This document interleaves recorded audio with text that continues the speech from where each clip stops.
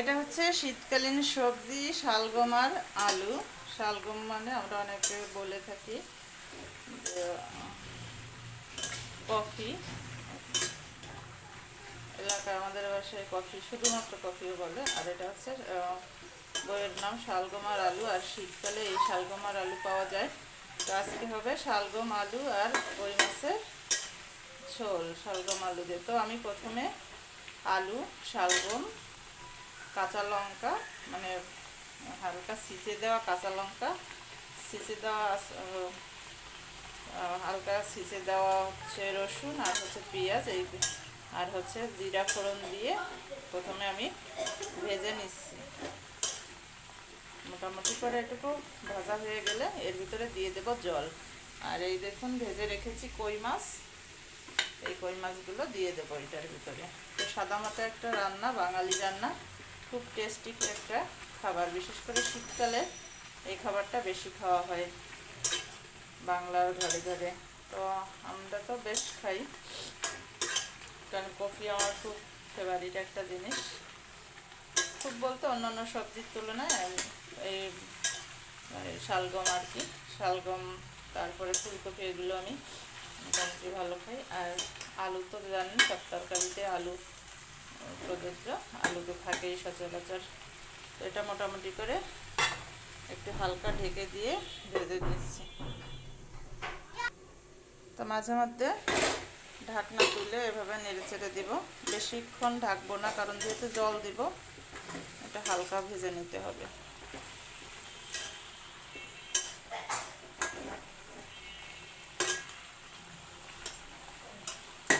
দেখুন মোটামুটি করে ভাজা হয়ে গেছে। এবার আমি এখানে পরিমাণ মতো জল দিয়ে দেবো।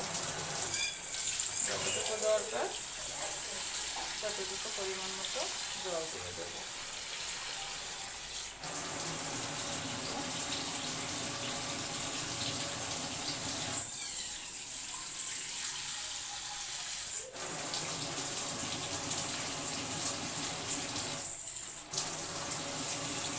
মোটামুটি করে যেহেতু আলু এবং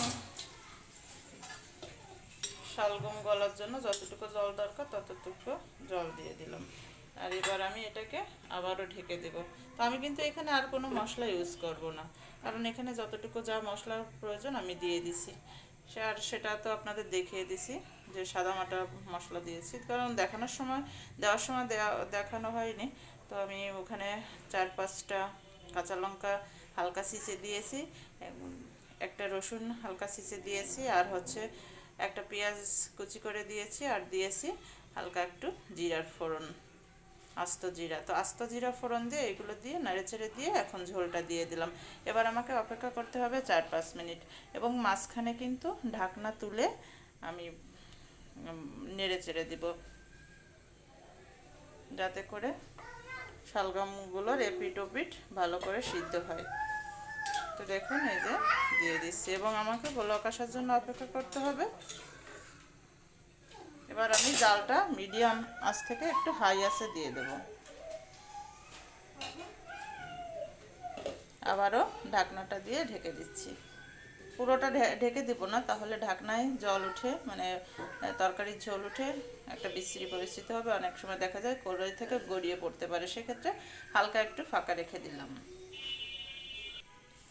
তো দেখুন ঝোল কিন্তু ব্লকে চলে আসছে। এবার আমি এটাকে দেখুন অনেকটা আবারও নেড়ে চেড়ে দিচ্ছি।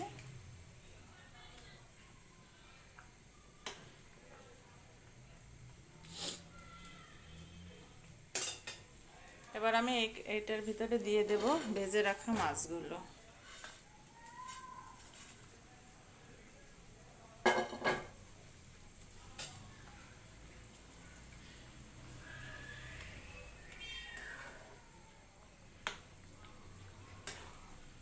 মাছগুলো দিচ্ছি, দিয়ে আবারও কিছু সময়ের জন্য 4-5 মিনিটের জন্য ঢেকে দেব।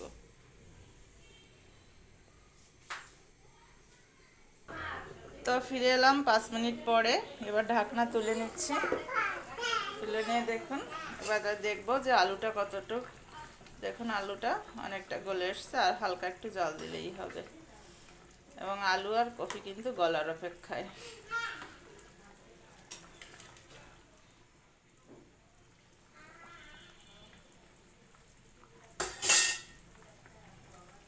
এবার আমি এখানে দিয়ে দেবো ধুয়ে রাখা কিছু ধনেপাতা।